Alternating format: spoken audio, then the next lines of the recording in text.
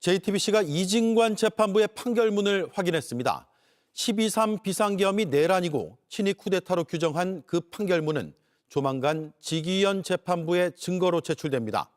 징역 5년이 나온 백대현 재판부 판결문도 곧 제출됩니다. 헌법재판소의 파면 결정문은 이미 증거로 반영됐습니다.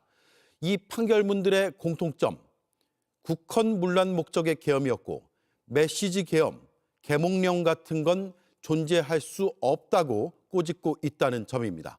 먼저 박병영 기자입니다. 한덕수 전 총리의 1심은 12.3 비상계엄에 대한 첫 형사사법 판단이었습니다. 348쪽 분량의 판결문엔 폭력수단으로 헌법 또는 법률의 기능을 없애는 행위는 결코 용인될 수 없다고 적혔습니다.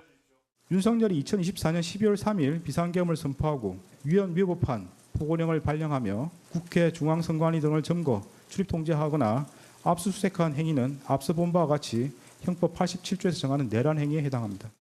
내란 특검은 12.3 비상계엄이 내란이며 친위 쿠데타로 판단한 이번 판결문을 윤석열 전 대통령의 내란 우두머리 혐의 사건을 맡은 지기현 재판부에 제출합니다.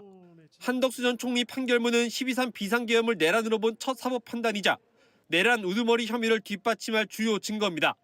내란 우두머리 사건엔 헌법재판소 탄핵 결정문과 백대현 재판부의 체포방해 1심 판결문도 증거로 제출됐습니다. 국민의 신임을 배반했다는 헌재의 결정, 계엄 선포의 절차적 하자를 인정한 체포방해 선고에 이어 이번 친위 쿠데타란 결론까지 내란 혐의를 인정하는 논리가 이견 없이 일관되게 쌓여가고 있습니다. JTBC 박병현입니다. 지기현이 2월 19일이라는 애매한 기간에 윤석열 1심 선고일을 잡았습니다. 이미 작년 12월에도 김승원 의원이 지기현이 인사이동으로 2월에 선고하지 않고 도망갈 확률이 70~80%가 된다고 했었는데요. 윤석열 구속 취소와 검사 구형 선고일 연기 등 전적이 많은 지기현의 향후 계획과 내란 우두머리 재판을 과연 지기현이 맡을 수 있는 사람인지 과거의 행적들까지 돌아보는 시간 함께 보시죠. 저는 근데 2월 19일 선고 예정일이잖아요. 일단 2월 19일 날 선고가 되냐? 진짜 안 될 수도 있다. 피고인 불출석 해버리면 그날 또 연기해버릴 수. 선고를 못 해요. 이거는. 피고인이 꼭 있어야. 이게 워낙 중한형을 선고할 예정이기 때문에 그게 사형 무기징역은 벌석 선고 못 해요. 피고인 나와야 돼 법정에. 반드시. 그리고 못 나오면 그 불출석에 정당한 사유가 없다는 것. 뭐 예를 들어서 정말 아파서 뭐 못 나온 거나 뭐 이런 게 아니라는 것하고 지금 구속되어 있는 피고인이니까 그 교도관들의 강제 구인이 불가능하다는 게 소명이 돼야 돼요. 그러면 선고할 수 있어. 근데 당일은 그 선고 못 해요. 그러면 결과적으로 지기현 판사가 또 선고 안 하고 인사로 떠나게 될 가능성도 있다? 그 지기현 판사가 2월 19일 그 다음 날인 2월 20일까지만 서울중앙지법에 있어요. 그러니까요. 인사 대상이잖아. 그 다음 주 월요일부터는 다른 법원에 출근한단 말이에요. 그러니까 선고 기일을 왜 그렇게 잡았는지 모르겠어요. 너무 이상하다. 이게 또 불안감이 스멀스멀 올라온다. 아니 일리 있는 지적이에요. 왜냐면 물론 뭐 사형 무기만 있다 해서 선고는 반드시 무기 선택하면은 또 뭐 물론 깎아줄 여지는 없기 때문에 감경 여지는 없어서 물론 근데 법정형이 무기라고 해서 반드시 무기 선고하는 건 아니에요. 만약에 뭐 이분이 뭐 뉘우치고 있거나 뭔가 있으면은 이제 유기징역도 가능한데 저도 그 가능성이 이거 어떡하지? 왜냐면 좀 일주일이라도 여유가 있으면 바로 그 이튿날 하면 되는데 인사를 뭐 안 할 수도 있고 있는데 인사를 안 할 수는 없어요. 왜냐하면은 한 해 연장이 됐지 않습니까? 그렇죠. 연장이 됐으니까 원래 딴 배석들은 다 어떡하려고 그러지? 이거 만약에 그냥 안 나오면 다음 날 선고하려고 그러나? 나도 그거 그러니까 1월 13일 날 결심을 했잖아요. 그러면 선고기를 그러니까 4주 후로 잡아도 그거보다 일주일 앞이야. 그렇죠. 그러니까 설 연휴 시작하기 전에. 그렇죠. 적어도 그 주에는 선고기를 잡았어야지 왜 5주 후로 잡냐고 이거를. 그렇죠. 보통 그때 인사 나가는 사람들은 거의 2월 10일 한 열흘 정도 텀 두고서 선고를 거의 하거든요. 이게 지기현의 전략적 선택일 수 있을까요? 모르겠어요. 그러니까 뭐 하도 이상한 그동안 일들을 많이 겪어서 모든 게 다 불안해. 그런데 이게 아마 인사가 아마 2월 초쯤에 발표되겠죠. 한 2주 전쯤에 발표하잖아요. 그러면 이제 그때 만약에 2월 초쯤에 2월 23일자 야. 이동이래요. 이동이 23일자 이동이고 2월 한 5일이나 6일쯤에 이제 인사가 날 텐데 그때 인사가 만약에 났다. 네. 근데 19일 날 만약에 선고가 그대로 불발이 된다. 그러면 예. 이거는 그러면 선고 안 될 가능성이. 예를 들어서 윤석열이 아플 예정이고, 그러니까. 예, 아플 예정이고 지규현은 떠날 예정이면 그냥 이종섭 도주런 하듯이 지규현도 런규현 할 수 있겠네요. 예? 그럴 그러면 수도 진짜 있어요. 머리 아파지는 거예요. 머리 그러면 아파지는 예. 거예요. 그러면 공판 다시 재개해야 되니까. 새로 오는 공판. 재판부에서 예. 처음부터 다시 재개해야 돼. 재개해야 변론 돼. 재개. 변론 재개해야죠. 공판 재개해야죠. 이 기록을 다 바뀐 판사가 선고만 할 수는 없거든요. 그렇죠. 기록을 봐야 되니까. 기록 보는 게 아니라 그 공판 재개 절차라 그래서 네. 절차를 다시 열어 가지고 네. 그동안 진행된 거 이의 없습니까? 어. 해서 이의 없습니다 하면 넘어가는데 네. 예를 들어서 이 없을 리가 그 있냐고요. 피고인이나 변호인이 아닙니다. 우리가 지금 아니, 의견 지금 충분히 반영 안 되고 법정 필보를 하는 증거 조사도 사람들이 제대로 안 됐고요. 우리가 하고 싶은 말 다 못했어요. 그럼 판사가 처음부터 다시. 아니 그럼 못한 게 뭐예요? 그러면 얘기할 거 아니에요. 증거 조사가 다 안 됐고요. 어. 우리가 하고 싶은 말 다 못했고요. 증거 제출도 안 됐고요. 하면은 네. 그걸 받아줘야 돼. 안 받아줄 수가 없어요. 이의 없습니다 하면 넘어가죠. 예. 근데 그럴 리는 그전 없죠. 재판부에서 우리 다 못했어요 하면은 재판을 다시 해야 돼. 놀란 표정 봐봐. 놀란 표정. 그러니까 말도 안 돼. 2월 네. 19일 아침에 네. 서울구치소에서 떠나는 호성버스에 예. 윤석열 피고인이 탑승한 거를 확인해야 알 수 있어요. 아. 나오는구나. 당연히 안 네. 나오겠죠. 당연히. 아니 그러니까 그게 불안한 안 나온 거죠. 거죠. 안 나오겠죠. 아, 안 나오면 그럼 만약 정말. 19일 날 안 되면은 23일 날 선고면 19일이 무슨 요일이죠? 목요일이에요. 예. 그 금요일밖에 없네. 금요일 날 20일밖에 다시 잡아야 없네. 되는데. 월요일 날 네. 가는 거니까. 예. 그러면 목요일 날 선고 안 했는데 금요일 날 선고 할 수 있나? 아니, 금요일밖에 시간이 없네. 목요일 안 나오면. 시간이 금요일밖에 근데 없어요. 그 아니 근데 진짜 너무 지치게 하네요. 네. 이제 국민을 전 국민을 지치게 하는 내란 속의 윤석열 정말 막판까지. 근데 불안한 것은 지규현이 구속 취소한 사람이잖아요. 사람 안 바뀌잖아요. 그럼 뭔가 있으니까 구속 취소 결정을 했을 거 아닙니까? 본인 룸사롱 사건도 있고. 우리가 근데 이 법원 인사 사람이 깨끗이 언제 나는지 다 알게 되고 공판제자 갱신도 알게 되고 그러니까 예. 법률식에 다 전문가들 됐어요. 그러니까 그러니까요. 적어도 일주일 당겨서 잡았어야 그러니까, 돼요. 맞아요. 선거 기일. 너무 맞아요. 이상하다. 2월 19일 날 잡고 본인은 20일 날 떠나도록 설계한 이 재판 선고 기일이 너무 이상하다. 김용남 의원님이 막판에 너무 중요한 의제를 던지셔가지고 갑자기 소름이 돋네요. 아니 이거 이러다가 중요한 얘기예요. 진짜 지금 정말 딴 데서 얘기하는 거 봤는데 네. 이게 사실 중요한 얘기예요. 되게 매우 중요한 심각하네요. 얘기예요. 예. 딱 19일에 선거 안 되면 20일밖에 없어요. 20일 안 되면 넘어가는 거예요. 근데 20일 날 네. 자기 인사이동이다 뭐 그렇죠. 그러면서 그럴 그날 수도 재판 있고. 못 연다 내가 예. 짐 싸서 아니 이럴 수도 가야 있어요. 이럴 수도 있거든. 법정 없다 할 수도 있어요. 그러니까. 왜냐하면 법정은 미리 다 한 네. 달 전부터 정해놓거든요. 아무 데서 하는 게 재판할 아니라 법정이 없어. 다 법- 미리 다 예약돼가지고. 다 있죠. 빈대 없어요. 그러면 이제 하려고 해도 못 한다 해서 넘길 수도 있죠. 근데 진짜 그러면 국민들이 말 같지도 않은 소리 한다라는 말이 그냥 그러니까. 나올 것 같고요.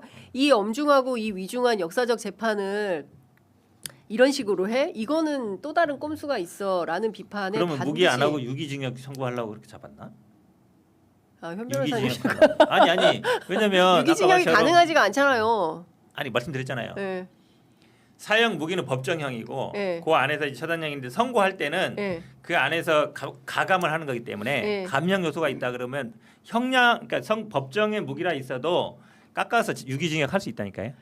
근데 만약에 뭐 불출석해도 그냥 선고한다 그러면 유기징역으로 선고하려고 마음 먹었나? 아니, 네. 통상은 이제 피고인 불출석되면 선고기를 그렇죠. 다시 잡잖아요. 보통 잡죠. 예. 다시 잡는데 이제 다시 잡았을 때도 또 안 나왔을 때 어떻게 하느냐. 앞서 그때는 말씀드린 뭐 대로 벌써, 이제 네. 정당한 이유가 없고 그리고 네. 구속돼 있는 사람은 그 소재 확인은 되는 거니까 네, 네, 강제 구인이 불가능한 거를 이제 네. 소명하면 선고까지는 갈 수 있는데 이 날짜가 너무 묘하다는 거죠. 제가 갑자기 보기엔. 진땀이 확 나면서 이거 어떻게 해야 되나라는 생각이 좀 들고 사실은 다음 주에 김건희 재판 있지 않습니까? 그래서 네. 김건희 1심 선고가 어떻게 나올까 낭만적으로 이 얘기를 좀 해보려고 했더니 완전히 현타가 확 오면서 이거 내란 재판 이거 진짜 징하다 징해 이런 생각이 듭니다 진짜. 예. 이제 시간이 다 돼서 마무리를 해야 되는데요. 어쨌든 김건희 선고는 어떻게 나올 거라고 보십니까? 왜냐하면 특검에서 징역 15년 벌금 20억, 추징금 9억 4,800 이렇게 구형을 했거든요. 올려치기 할까요? 글쎄요, 뭐 깎아줄 그거를 예상하기는 어렵고 네. 재판부도 다르고 네. 그래서 뭐 중형이 선고되겠죠. 중형은 나올 네. 거다. 네. 아 이게 예측이 다 틀려가지고 이제 감히 예측을 못하겠어요. 감히 예측을 못하겠다. 15년 하면은 뭐 많이 나오면 10년 아니면 네. 중간 7, 8년 이렇게 네. 예상하는데 글쎄 지금 분위기로는 예. 뭐 더도 나오니까 네. 저도 뭐 10년 이상 중형 나올 것 같아요. 지난번에는 우리 맞추셨는데 두 분이. 아니, 구형만 10년, 맞췄고. 구형 10년 딱 맞췄었는데. 아니 그 선고형 못 맞췄잖아요. 그러니까요. 네. 예. 여하튼 저희가 지켜보도록 하겠습니다. 지연된 정의는 정의가 아니다라는 게 대법원 다수 의견이라고 지속적으로 말씀 주시고 있습니다. 맞죠? 그렇습니다. 법원 행정처장님, 윤석열 구속 취소 날 언제였습니까? 다시 한번 확인해 보겠습니다. 3월 7일입니다. 예, 상급심의 판단이 필요하다 말씀 주셨던 것도 기억하실 겁니다. 그렇게 하겠습니다. 처음으로 법사위에서 그 말씀 주셨던 날짜 언제인지 아십니까? 그 직후인 것으로 알고 있습니다. 네, 그 직후 3월 12일이었습니다. 그런데 결국 윤석열은 풀려났고 7월 11일 재구속될 때까지 자그마치 4개월이 걸렸습니다. 윤석열이 아니면 어떻게 이런 특혜를 받을 수 있었겠습니까? 이게 바로 지연된 정의 아닙니까? 저희들도 정의가 지체되면은 제대로 된 실질적인 정의가 아니라는 생각을 가지고 신속한 재판을 위해서 많이 노력하고 있습니다. 한덕수 재판을 담당하는 이진관 판사 얘기해 보겠습니다. 이진관 판사는 재판의 증인으로 채택된 최상목 전 경제부총리와 이상민 전 행안부 장관이 재판에 불출석하자 재판부가 증인들을 반드시 불러내겠다라는 입장 밝혔습니다. 시시비비를 가리기 위해서 당연히 엄중하게 재판을 진행하고 있습니다. 반면에 지기현 판사 어떻습니까? 저녁을 먹어야 해서 재판을 일찍 끝내야 한다. 추가 기회를 잡으려고 하다가 우리 변호사님들 간절한 눈빛에 마음이 약해졌다. 무슨 말입니까 이게? 이게 오히려 윤석열과 원팀이 되었습니다. 변호인 측이 반발하면 어렵게 잡았던 재판마저 취소해버리고 이진관 판사는 11월 중에 종결을 목표로 하고 있다는 대외적인 메시지까지 냈습니다. 처장님, 예, 법적 요건을 단 하나도 지키지 않은 불법 계엄이 터졌습니다. 국민을 처단한다는 말을 담은 포고령까지 발령되었습니다. 상식이 있다면 계엄이 당연스럽게 위법, 위헌이라고 생각하지 않겠습니까? 저희들도 그때 그런 입장을 가졌고 제가 그 뒤에 법사위 국회에 나와서도 그런 입장을 공개적으로 밝힌 바가 있습니다. 네, 12.3 사태가 21세기 들어서 가장 엄중한 사안으로 봐야 되지 않겠습니까? 매우 엄중한 헌법에 대한 위반 사항으로 저희들 알고 있습니다. 그런데 왜 재판이 이 정도까지 시간이 지연될 이유가 뭡니까? 뭐 지금 이 시간에도 어쨌든 그 관련한 사건 재판이 국민들을 위해서라도 헌법과 법률에 따라서 신속하게 지연된 정의가 되지 않도록 결론을 떠나서 재판이 이루어져야 된다는 점에 대해서는 모든 법관들이 공감하고 있으리라 믿습니다. 그 모든 법관에서 지기현 판사가 예외인 모양입니다. 내란 수기에게 시간을 벌어주는 지기현 판사의 행태는 지연된 정의 아닙니까? 원칙만을 다시 한번 말씀드립니다. 지연된 정의는 정의가 아니다라는 말씀을 하시고 싶으시면 법원이 똑바로 항변을 하셔야죠. 그래야 국민이 법원을 믿지 않겠습니까? 처장님, 지기현 판사의 재판 중계 영상 보셨죠? 예, 일부 잠깐 봤습니다. 내란 재판이 무슨 동네 시장에서 흥정하듯이 진행되고 있습니다. 국민 누구나 계엄의 심각성, 이 재판의 엄중함을 절실하게 느끼고 있는데 깃털보다 가벼운 그 지기현 판사의 언행은 적절합니까? 개별 재판의 진행에 대해서 제가 언급하는 것은 적절치 않기 때문에 하고 싶은 말씀은 있지만 말씀드리지는 않겠습니다. 국민의 주권에 역모를 꾀한 자를 보호하는 게 사법입니까? 위원님이 잘 아시는 바와 같이 저희들 국민들을 위해서 사법이 존재하고 국민 주권이 제대로 구현되기 위해서 헌법과 법률에 따라서 재판해야 되는 것으로 모든 법관들이 알고 있으리라고 믿습니다. 이래 가지고 법원이 국민의 신뢰를 받을 수 있겠습니까? 지기현 재판부가 1월에 기일을 추가로 잡겠다고 의중을 보였다는데 윤석열의 구속 기한이 1월 중 끝납니다. 자기 기분에 거슬리면 자기 사람인 한동훈마저 총으로 쏴서 죽여버리겠다는 윤석열이 또다시 길거리를 활보하게 생겼습니다. 이게 바로 대법관들이 자연스럽게 자랑스럽게 생각하는 그 지연되지 않은 정의입니까? 제대로 하셔야 될 것 같습니다. 처장님, 새벽 5시에 휴대전화 몰래 바꿔보신 적 있으십니까? 뭐 제 개인적인 일을 물어보시는 것이라면 그런 일은 없습니다. 새벽 5시에 유심칩을 빼서 갈아치워 보신 적 없으시죠? 이게 일반적입니까? 일반적이지 않죠? 답변을 하세요. 예, 오 의원님 말씀하시는 바와 같지 않겠습니까? 최신형 휴대전화로 바꾼 지 2달 만에 또 핸드폰을 바꿔보신 적은 있으십니까? 그것도 새벽 5시에? 없으시죠? 개인적으로는 그런 일이 없다는 걸 다시 한번 말씀드립니다. 그 기이한 행동을 독특한 시점에 직위원 판사가 반복해서 저지릅니다. 직위원 판사는 윤 전 대통령이 구속 취소를 청구한 당일인 2월 4일 오후 3시 23분에 6년 동안 사용하던 휴대전화를 갑자기 그날 교체합니다. 6분 뒤에 다시 기존 기기로 돌아갔다가 다음날 새벽 5시에 새 휴대전화로 완전히 갈아탑니다. 그러고 나더니 갑자기 70년 만에 처음으로 구속기간을 일이 아니라 시간으로 계산하는 역사적인 판결이 탄생합니다. 이게 우연일까요? 처장님, 일반인이 이러면 증거인멸했다고 바로 구속해버리는 게 법원 아니었습니까? 누가 봐도 이거는 뭔가 있구나 싶은 구조 아닐까요? 일반적인 상식선에서? 안 그러면 굳이 새벽 5시에 휴대전화를 바꿀 이유가 있겠습니까? 우연히 겹쳐서? 그런 우연이 겹치면 범죄 아닙니까? 판사님들은 원래 새벽 5시만 되면 휴대전화를 바꾸십니까? 진짜 궁금해서요. 위원님이 생각하시는 바와 같습니다. 모종의 거래, 모종의 커넥션이 있었다고밖에 볼 수 없는 정황 아닙니까? 더 가관인 것은 직위원 판사 본인의 유흥업소 접대 의혹이 불거지자 또 다시 같은 패턴으로 새벽 5시에 휴대전화를 갈아치웁니다. 5월 14일 존경하는 김용민 의원님의 접대 의혹 제기 이후에 이틀 뒤 5월 16일 오후 4시 2분에 S25 최신형 휴대폰을 중국산 휴대전화인 샤오미 휴대폰으로 교체합니다.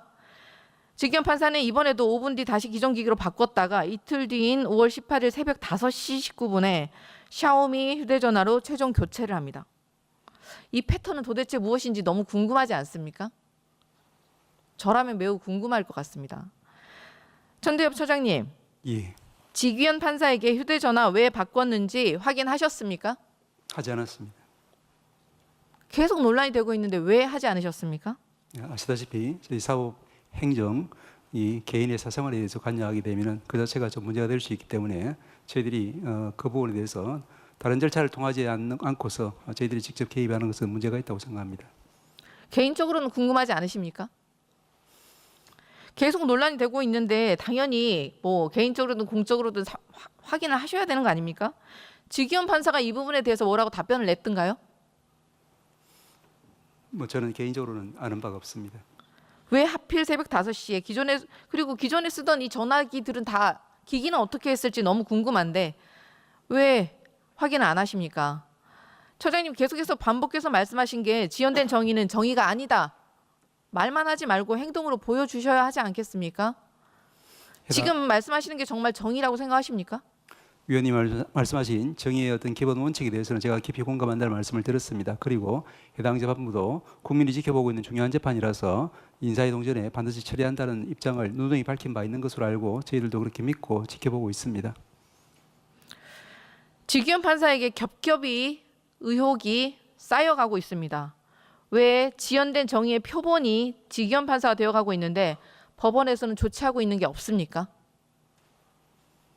조치를 아무것도 안 하고 계십니까? 말씀드린 바와 같이 또 아시는 바와 같이 저희들은 이제 그 해당 재판 또 같은 유형의 재판이 신속히 진행될 수 있도록 해당 중앙지방법원뿐 아니라 저희 행정처에서도 여러 가지 물적인 외적인 지원은 지금도 계속 하고 있습니다. 그렇지만 그걸 넘어서서 개별 재판에 대해서는 저희들이 관여할 수 없기 때문에 그 한계를 잘 이해해 주셨으면 합니다. 그 해명을 국민께서 이해하시겠습니까? 납득하실까요? 지금 법원이 법꾸라지의 방식을 그대로 본따서 말장난을 하고 있습니다. 직위원 부장판사 감찰 당시 소명을 들었던 일시를 확인해 달라고 저희가 질의를 했더니 비공개 감사 업무라 못 준다. 직위원 부장판사에게 휴대전화를 교체한 사유, 새벽 5시경에 어디에서 휴대전화를 교체했는지 그리고 기존 휴대전화는 보유하고 있는지 폐기를 한 건지 답변해 달라고 질의를 드렸는데요. 지기현 판사에게는 전달조차 되지 않았다고 하고 대법원의 윤리감사관실의 감사가 진행 중이라 지기현 판사에게 답변을 요구하지도 않겠다라고 답변이 왔습니다. 법원이 지금 자기들 멋대로 끝날 때까지 끝난 게 아니다라는 명언을 왜곡해서 받아들이고 있습니까? 이런 식으로 하시면 곤란한데 감사 결과 문제는 없지만 공수처 수사 때문에 감사 종결은 안 하고 감사 종결은 안 했으니까 자료는 일체 제출할 수가 없고 이게 무슨 법꾸라지의 순환 논리입니까? 감사 종결은 언제 됩니까 그러면? 위원님 잘 아시는 바와 같이 지금 윤리감사관실은 독립된 기관이고 지금 제출된 자료만으로는 이제 판단을 내리기 어려운 상황인데 그렇지만 국민들이 주시하는 사안이다 보니까 공수처의 수사 결과를 참고해서 최종적인 결론을 내리겠다는 그런 입장을 밝힌 것으로 알고 있습니다.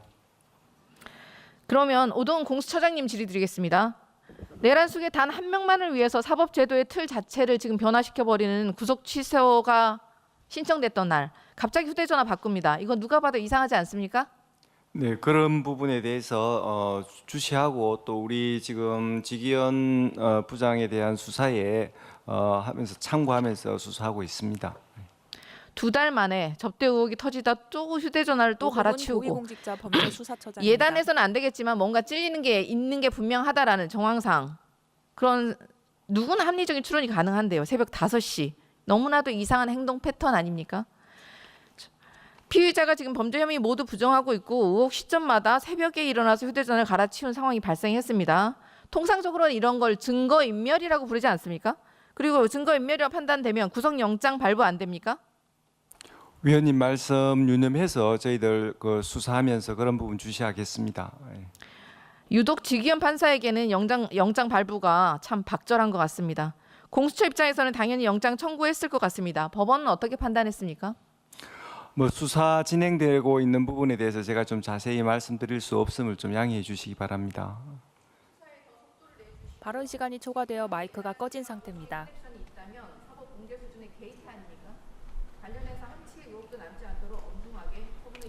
지기현 부장판사의 부인하는 그 워딩과 함께 민주당의 입장까지 영상을 보고 시작을 했습니다. 첫 번째 주제인데요. 오늘 공개된 사진 에디터님 어떻게 보셨는지 좋습니다. 예, 사진을 어떻게 봤냐고 물어보시니까 뭐 참담하죠.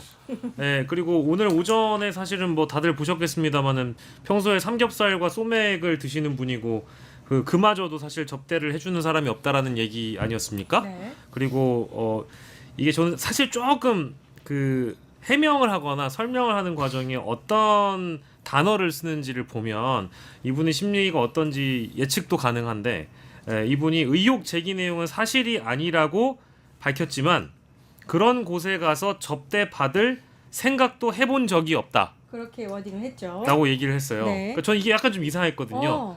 안 갔으면 안 간 거고 아니면 아닌 건데 그런 곳에 가서 접대 받을 생각 해본 적이 없다라는 것은 일단 그런 곳이 어디인지에 대한 명명이 없어요. 그리고 접대 받을 생각을 해본 적이 없다고는 했지만 접대를 받았는지 안 받았는지 여부는 앞에 있는 의혹 제기 내용이 사실이 아니라는 거에 좀 뭉뚱그리긴 했지만 네. 실제 정확하게 디테일한 명시는 안 돼 있다. 그래서 만약에 오늘 이 사진이 공개됐으니까 그 다음 지기현 판사의 해명이 전 더욱 궁금해진다 정도로 함축할 수 있겠습니다. 그리고 이 사진은요. 저는 이거 보고 나서 느낀 게 네. 사법부 전체가 지기현 판사를 보호하는 수단이 아닙니다.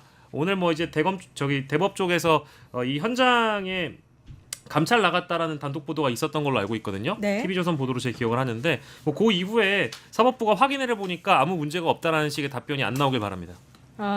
일단은 저도 이 사진을 보고 물론 이제 얼굴이 정확하게 박힌 사진이 있다고 계속해서 민주당이 이야기를 했었기 때문에 그런 사진이 있겠다고는 했지만 이렇게 너무나도 정확하게 찍힌 사진이 일단 보고 나니까 좀 어떻게 얘기를 해야 되죠? 황당하다라는 느낌이 들었습니다. 오늘 아침자에 법원행정처에 민주당이 아직 사진 제출을 하지 않았다라는 내용이 담긴 보도가 있었어요. 네. 그래서 지기현 판사가 오늘 아침에 헛발질로 이어진 것 같아요. 그러니까 사진을 아직 안 내 이렇게 떠들썩하게 해놓고 네. 아직 사진을 안 내니 뭔가 물증이 없는 건가? 뭐 이런 생각을 하지 않았다면 그런 발언을 할 수 없고 저는 처음 봤습니다. 재판 중에 판사가 신상 발언을 하는 거. 예. 그렇죠. 그러니까 이게 가능한 일인가? 이것만으로도 제가 볼 때는 법원행정처에서 뭐 어쨌든 업무상 징계를 줘야 되는 건인 것 같거든요. 왜냐하면 지금 법원행정처 윤리감사관실에서 감찰을 하고 있는데 판사가 전 국민이 볼 수 있는 중계되는 화면에서 그 전 국민이 알 수 있도록 그 자기의 신상 관련된 내용을 예단을 한 거 아닙니까? 자기는 가지 않았다 이런 말하자면 가이드를 정한 거 아닙니까? 네. 그러니까 그거 자체가 굉장히 부적절한 것 같고 더군다나 거기서 대고 뭐 뒷조사 이런 표현 썼거든요. 네. 그게 이제 말하자면 지금 정당이 입법부에 있는 한 정당이 사법부를 공격한다라는 어떤 프레임 속에서 이제 발언을 했는데 뭐 형식적으로도 매우 부적절하고 예를 들면 내란 재판의 판관이 신상 발언을 하는 것도 부적절하고 그 내용도 굉장히 부적절하다 이렇게 생각이 됩니다. 판사 뒷조사 이런 네. 워딩을 썼는데 이게 이제 프레임을 네. 씌운 거다라고 말씀을 하셨고 재판장에서 신성한 재판장에서 본인의 신상 발언한 거 자체가 부적절했다. 아니 예를 들면 검사가 하기 전에 제가 신문하기 전에 어제 부부싸움을 해갖고 오늘 영 신문할 기분이 아닙니다. 이런 받아들이겠어요? 그러니까 그런 신상 발언을 하는 것 자체가 우리가 그렇게 공과사를 구별하지 못하는 한 사람 보지 않았습니까? 네. 거의 마찬가지의 말하자면 심리다. 네. 왜 그 내란 재판에서 본인의 신상 발언을 합니까? 네. 그럼 어떻게 보셨어요, 부원장님? 저는 그 변명문에서 네. 띄어쓰기 잘못한 걸 하나 찾아냈습니다. 근데 이게 중요한 것 같아서 말씀드릴게요. 네. 그런데 평소 삼겹살에 소주 마시고 지내고 있어. 의혹 제기 내용은 사실이 아니고 그런 데 가서 접대받은 생각도 해본 적 없어. 찾으셨죠? 그런 데가 달라요. 위에 그런 데는 영어로 하면 by the way야. 밑에 그런 데는 that place야. 예, 그러니까 그런 다음에 여기 띄어쓰기를 해야 됩니다. 잘못하셨고. 네. 자, 그런데 같다라는 것 아닙니까? 네네. 이게 사실이라는 것 아닙니까? 네네. 그래서 제가 그런데 that place라는 것을 이제 영어로 해석하면 쉬운데 찾아냈다라는 예. 말씀을 드렸고요. 저는 더 다른 음모론을 한번 이야기해보고 싶어요. 네. 평소에 한국 사회에 소수지만 판사들이 이런데 재판 관계자들과 들락날락 했을 수도 있다 이런 생각이 듭니다. 그러다 보니까 대법원에서 왜 재수없게 걸려서 그러니까 한번 여론 추이라든가 제대로 수사가 되는지 지켜보고 뭉개든지 한번 눈치 한번 보자. 그 전까지는 우리는 감찰이라든가 조사 안 할 거야. 저 이런 느낌을 받아요. 한두 번 있었던 일이 아닌 것 같다. 그렇죠. 그런 느낌 받아요. 이건 뭐냐면은 사법부가 평소에 이런 일을 하지 않았을까라는 국민들의 의심을 사는 거예요. 네. 자, 두 번째 의심은 이런 행태를 하다가 윤석열한테 걸렸던 일은 없었을까라는 의심이 자꾸 드는 거예요. 윤석열 캐비넷 그러니까 윤석열 일당들한테 과거에 걸린 적이 없었을까? 약점이 잡혀 있다. 그러니까 대한민국 최초로 구속 그 날짜가 아닌 시간 단위로 해석해서 풀어주지 않았을까라는 의심이 되는 거예요. 또 미래로 한번 가볼게요. 5월 26일 날 전국 법관회의가 있는데 그때 양비론적으로 이재명과 민주당도 공격 한번 해볼까? 이런 마음을 품어설 수 있는데 이 건이 터지니까 이걸 어떻게든지 아니 뭉개놔야지만이 국회를 비판하려고 지금 사법부가 이 일을 적당히 처리하려고 하지 않습니까? 또 의심이 되는 거예요. 뭐 제가 의심 많이 하는 사람이라서 저희 의심병일 수 있습니다만은 합리적인 의심입니다. 저는 사법부의 신성함을 믿지 않습니다. 네. 저는 민주주의자이기 때문에 민주주의는 일단 모든 것을 의심합니다. 네. 권력은 집중되면 부패한다. 폐쇄된 권력은 부패한다라는 의심을 갖고 있기 때문에 사법부의 판결을 존중하지도 않을 뿐더러 사법부도 이제 전 국민 앞에 투명하게 공개돼야 된다는 말씀을 드리고 싶습니다. 권력은 집중되면 부패한다 명언까지 남겨주셨고 삼겹살의 소맥 이 이야기를 한 게 어떤 의도가 있는 것이 아니냐. 그러니까 약간 뭐랄까요 국민들의 시각을 지기현 판사가 굉장히 서민적인 모습을 어필하고 싶어 하지 않았나 이런 생각도 들거든요. 그러니까 이제 이 입장 자체가 정무적 판단이 들어갔다고 봐야 되겠죠. 아까 김원 기자도 말씀 주신 대로 이제 뒷조사라는 판사 뒷조사 이런 얘기가 들어가 있지 않습니까? 이런 얘기를 죄송한 표현인데 일개 판사가 이걸 준비해 놓고 자신의 법대에서 밝힌다는 것 자체가 일단 이해가 안 되고 그 방식도 문제지만 내용 자체가 삼겹살 소맥에 판사 뒷조사한 거 아니냐. 그러니까 이게 마치 민주당이 하나의 정당과 사법부 간의 갈등, 대립 이런 식으로 프레임을 만들기 위한 맞네요. 입장이라고 보이는 거예요. 맞네요. 예. 근데 참 다행인 것은 어쨌든 민주당이 그 밝혔던 대로 이 증거를 확보해 놓은 거 아니겠습니까? 네. 그리고 현장 실사까지 갔다 왔다는 거 아니에요? 네. 그리고 노정면 원내대변인의 말을 좀 옮기자면은 네. 그 같이 동석했던 사람들이 직무 관련성이 있는 법조계 관계자의 가능성은 매우 높다라는 거 아니겠습니까? 그렇죠. 이 정도까지 나왔다라고 하면 사법부가 감찰하는 게 뭐 어렵습니까? 현장 감찰 갔다 왔다가 이 법조인 관계자들 물어보면 그냥 끝날 문제예요. 그리고 이제 그러니까요. 법조인의 자정 가능성을 우리가 어디까지나 미뤄 짐작컨대 자정 기능을 좀 기대해 보고자 기다려주는 거죠. 만약에 네. 이거 이렇게까지 나왔는데 아무 문제가 안 된다. 지난주 끝장 뉴스에서 이 얘기 드렸는데요. 그냥 아는 지인이라 잠시 2차 자리에 들렀다가 인사만 했을 뿐 술은 마시지 않았다. 접대 받지 않았다. 접대는 받지 않았다라든지 술은 마신 적은 없다라든지 인사만 하고 나왔다. 사진만 찍었을 뿐이다. 접객원을 본 적도 없다. 뭐 이런 식의 해명이 나오잖아요. 이건 진짜 갈 때까지 가보자는 얘기입니다. 일단은 한두 번이 아니라고 들었습니다. 한두 번이 아니고 오늘 이제 방금 에디터님께서 말씀하셨지만 사실관계 확인이 어렵지 않다. 결제 금액 빨리 확인할 수 있다. 이렇게 이야기를 했는데 법원이 이에 대해서 좀 적극적으로 나설까요? 그러니까 좀 지켜봐야 될 것 같은데 보통의 경우에 상식적인 경우에 판사들은 자기가 판사라는 사실이 알려지는 거를 부담스러워해서 애들 그 신상 같은 거 조사할 때 아버지 직업란에 공무원이라고 적는다는 말이 있을 정도예요. 그러니까 판사들이 이런 부분에 있어서 굉장히 조심합니다. 그래서 어떤 뭐 부정한 일에 연루되거나 이러면 판사 사회 안에서 재판을 안 주는 방식으로 계속 배제시키거든요. 아, 그래요? 근데 이 지규현 판사가 너무 지금 말하자면 큰 사건을 맡고 있고 너무 큰 논란이 벌어지고 있고 이게 지금 45년 이후에 처음으로 판사가 룸사롱에 간 사진까지 지금 공개가 된 상황인데 네. 근데 오늘 오후 재판 들어간 거 아닙니까? 네네. 저는 이게 굉장히 상징적인 그 신호라고 보는데 오늘 이 사진이 그래서 1시 50분에 공개한 거 아니겠습니까? 네. 지금 오후 재판 앞두고 있기 때문에 근데도 그냥 재판을 한다? 예, 이 상황은 지금 이 건을 바라보는 법원의 눈높이나 온도가 어디에 있는가를 상징적으로 단적으로 보여주는 거고 이렇게 되면 아까 이제 박 에디터님 갈 때까지 가면 안 된다고 했지만 저는 지금 이제 법원도 약간 이렇게까지 나와라는 격앙 속에서 우리가 이거를 보호해야겠다라는 심리가 작동하지 오늘 하루는 뭐 내일은 어떻게 될지 모르겠습니다만 네. 작동하고 있는 거라고 보여지고 그렇게 된다라면 지금 법관회의나 여러 가지 앞두고 있는데 어떻게 전개될지를 좀 지켜봐야 된다. 제가 지난주에도 그 생각을 했어요. 그러니까 보통 지난주 정도 상황에서도 이렇게 되면 이 판사가 빠집니다. 그러니까요. 그러니까 징계를 주지 않더라도.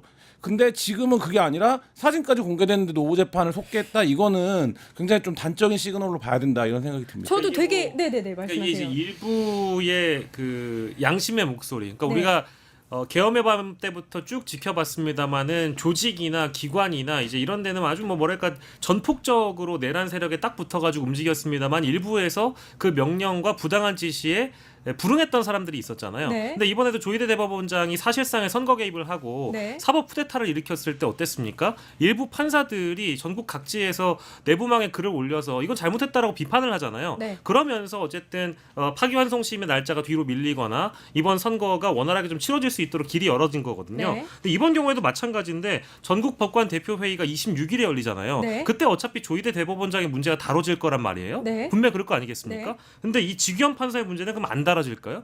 분명히 다루지게 돼요. 그러면 저는 사법부의 수장과 그 기득권 고위 관계자들과 일부 양심적인 판사들의 또 대립이 시작되는 거라고 봅니다. 이게 저는 사법부 내부의 자정 기능을 좀 믿고 싶지만 결국에 힘과 힘의 대결로 뭐 치우치게 되면 이게 걷잡을 수 없는 사태가 되지 않을까 좀 걱정은 됩니다. 원장님 근데 이게 그냥 재판이 아니라 사실 국민들이 불안하고 어이가 없는 게 내란 재판이에요. 굉장히 중대한 범죄잖아요. 그걸 지규현이 맡고 있다는 게 맡으면 안 되는 거죠. 우리 이제 보통 판사들이 이렇게 합니다. 법률과 양심에 의해서 판결한다고 하거든요. 네. 법률은 해석하는 도구고 입법부가 만들어준 겁니다. 네. 근데 이 양심이라고 하는 것은 법률적 양심입니다. 법관의 개인적 양심이 아니라 네. 법률적 양심이라고 하는데 이것은 법을 해석할 만큼의 내가 인격과 그다음에 사회적 소양, 그다음에 교양을 갖고 있다라는 뜻으로 해석됩니다. 네. 근데 과연 한국 사회의 법관들이 그러한 양식과 소양을 다 갖추고 있느냐라는 부분, 이 부분들은 저는 윤석열 일당들에 의해서 이미 한국 사회 법조인들 실력이 다 들통났다라고 네, 봅니다. 네, 네. 그런 부분에서 저는 스스로 물러나는 것이 맞다라는 생각이 듭니다. 네. 이미 이 정도 본인이 약점이 있으면은 법률적 양심을 지킬 만큼의 위치가 못 되는 거예요. 그렇죠. 그럼 물러나야 되는 겁니다. 네. 네, 저는 그런 부분을 말씀드리고 싶고요. 지금의 시기가 저는 그냥 이 사법부가 이걸 한 사람의 직위원의 문제로 접근할 게 아니라 이른바 판사라는 영역, 인간이 인간을 심판한다는 영역에 대해서 철학적 성찰을 할 시기라고 봅니다. 제가 이런 이야기를 하니까 신문 같지도 않은 조선일보하고 대권 후보 같지도 않은 이준석하고 제가 뭐 상권분립을 위반한다 뭐 이런 이야기를 네. 하면서 비판을 하던데요. 이 상권분립이라는 헌법에 보장된 것조차도 국회라는 대의기관이 조정하게 돼 있습니다. 사실은 네. 법률과 헌법을 다루고 만드는 곳이 국회이기 때문에 그런 부분에서 저는 한국 사회가 이 판사들이 이제까지 신성가족으로서 누려왔던 누군가를 판결하는 특권에 대해서 이제는 국회가 앞장서서 한번 조정을 할 때가 됐다. 이런 생각이 듭니다. 전면적인 배심 원제의 도입이라든가 네. 또 AI를 활용한 부분들 네. 그리고 사실은 국민이 기소하고 국민이 판결하는 아주 깨어있고 똑똑한 민중들의 시대에 맞는 사법제도를 저는 고민해 볼 때라 이런 생각이 듭니다. 다양한 사법부 개혁에 대한 말씀도 해주셨고 법률적 양심. 역설적인 건데 네. 예를 들면 검사 비리 관련해서는 검사들이 스폰서 받는 문제는 뭐 스폰서 검사, 그랜저 검사 뭐 이런 이제 얘기가 많았죠. 많았고 예. 영화로도 많이 제작이 그렇죠. 됐어요. 검사들과 예를 네, 들면 익숙합니다. 커넥션. 근데 많은 분들이 뭐 오래되신 분들은 기억하지 기자들은 이제 종종 하는 얘기인데 의정부 법조비리 사건이라고 있었습니다. 1997년도에 있었던 사건인데 의정부 법원에 지법에 소속된 판사 15명이 변호사들한테 때때로 용돈을 탔쓰는 사건이에요. 그리고 같이 룸사롱 다니고 뭐 이랬던 사건입니다. 네. 그거를 중개해줬던 브로커가 고발했던 사건이 네. 있었습니다. 네네. 이때 판사 15명이 막 누군지 기자들 사이에서 실명으로 다 돌고 그랬어요. 왜냐면 의정부 법원에 판사 15명이면 실무에 다 들어가는 알죠. 판사 거의 그렇죠. 다거든요. 네. 근데 이때 처분이 어떻게 나는 줄 아십니까? 어떻게 났어요? 이 브로커는 징역 8개월인가 받았고요. 이 판사들은 징계 조건부 기소유예가 났습니다. 와. 접대를 받았다는 사실이 확인이 됐는데도. 그러니까 이게 신의 영역이네요. 이분들을 그러니까요. 네, 그렇죠. 정관 누리고 있겠네. 그런 거죠. 그러니까 이게 판사들이 어떻게 생활하는지가 처음이자 거의 마지막으로 대중들에게 적나라하게 알려졌던 사건인데 만약에 검사들이 변호사와 이렇게 어울렸고 놀았다라는 게 밝혀졌으면 그 사건들은 최소한 그 기소까지는 갔을 겁니다. 근데 네. 이 판사들의 문제는 당시에 기소 유예됐거든요. 그러니까 그렇다라고 하면 처벌이, 네. 97년으로부터 지금 몇 년 흘렀습니까? 와, 30년 가량 네네. 흘렀는데 그 사이에 판사들이 어떻게 살아왔는지 법조 카르텔 안에서 어떻게 생활해 왔는지를 아무도 모르고 오늘 박주민 의원이 제보받았다고 방송에 나와서 밝힌 내용에 따르면 이 이제 지기현 판사도 지방에 있을 때부터 그랬다라는 제보가 법원 내부에서부터 받은 게 있다라는 얘기도 했거든요. 법조계 관계자라고 네, 했죠. 법조계 맞아요. 관계자. 그러면 결국에는 이게 이제 말하자면 뭐 지기현 판사도 오늘 그래서 그 표현을 쓴 건데 그렇게 해주는 사람도 없다라는 표현을 쓴 것 같은데 제가 예전에 검사들 비리 관련 취재할 때 지방에 이제 검사가 내려가면 네. 범죄예방위원회라고 해서 지역의 유지들이 이제 하는 친목단체 같은 게 있습니다. 이게 뭐냐면 예방위원회가 네. 범방이라고 부르는데 네. 이게 이름은 범방인데 검사 스폰서 조직이에요. 사실상 와. 지역에서. 그래서 초임 검사 내려오면 그 지역에 어디 음식점이 맛있고 어떤 술집을 가야 되고 이런 걸 전혀 모르지 않습니까? 그리고 대부분 사법고시 보고 얼마 안 돼서 지방에 내려오기 네. 때문에 그러면 이제 그 사장님 형님들이 데리고 다니면서 지역에 맛있는 것도 사주고 술도 사주고 이런 조직이에요. 그게 2000년대 중반 후반까지도 운영이 됐었어요. 근데 검사는 그런 관계들이 영화로도 제작이 되고 뭐 이렇게 됐었는데 네. 그래서 그 유명한 뭐 윤석열이 짜장면 먹고 있었는데 범방위원들이 쭉 들어왔다 이런 얘기들이 있는 거 아닙니까? 네, 과거 네. 이제 지청 시절에. 근데 판사들은 다를까요? 네. 이런 생각을 이 사건을 보면서 하게 되고 그러면 그래서 제가 찾아보니까 의정부 법조비리 때 그래서 판결이 어떻게 난 거야? 라고 봤더니 그때 판사들한테는 징계 조건부 기소유예했다.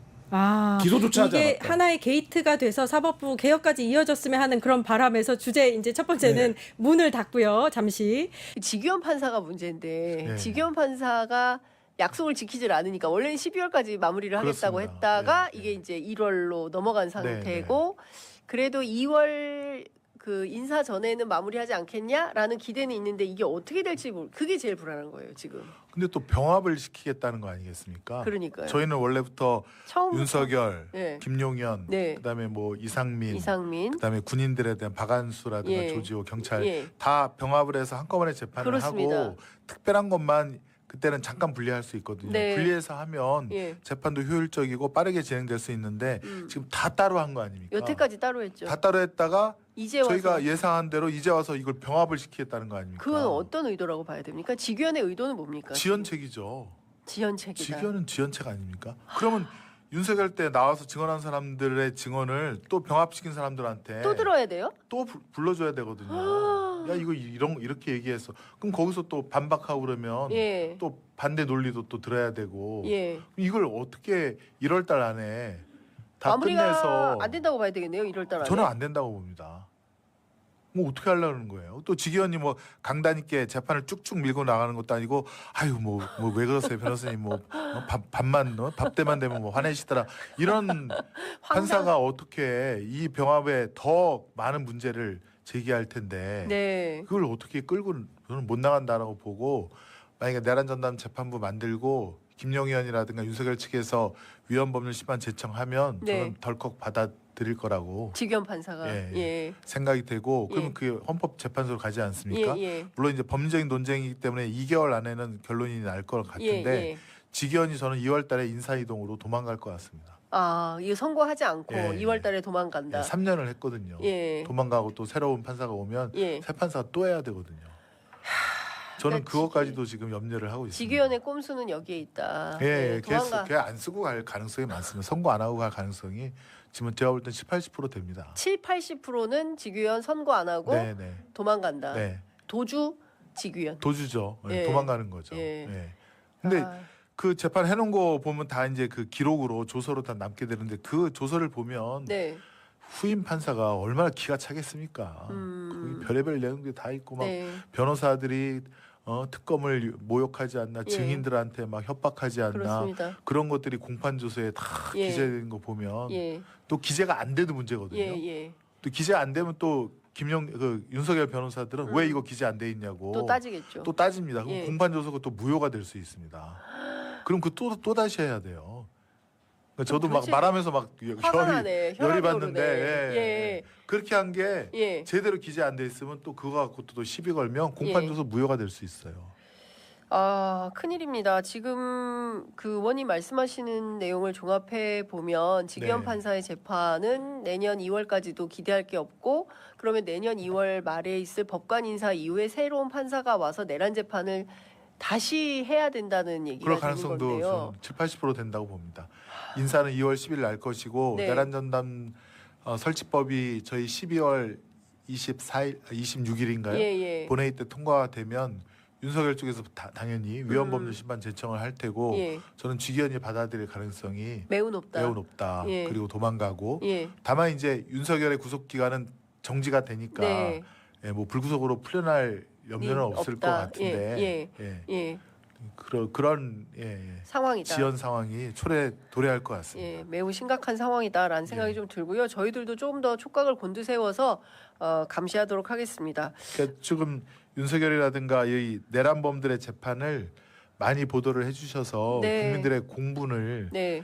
다시금 불러일으켜야 네. 좀 동력이 나올 것 같습니다. 얼마나 윤석열이가 그 통일교 것만 해도 그 사람들의 로비에 의해서 네. 그 국정을 갖다가 예. 사적으로 운영을 했는지 그 국민의 혈세를 얼마나 낭비했는지 예. 그런 것들이 잘 보도가 돼야 될 것 같습니다. 예. 이 끝까지 그 시청해 국민의 주셔서 혈세를 얼마나 감사합니다. 낭비했는지 구독과 예. 좋아요로 더 그런 푸른 것들이 잘 대한민국으로 보도가 가는 돼야 길을 될것 응원해 같습니다. 주세요.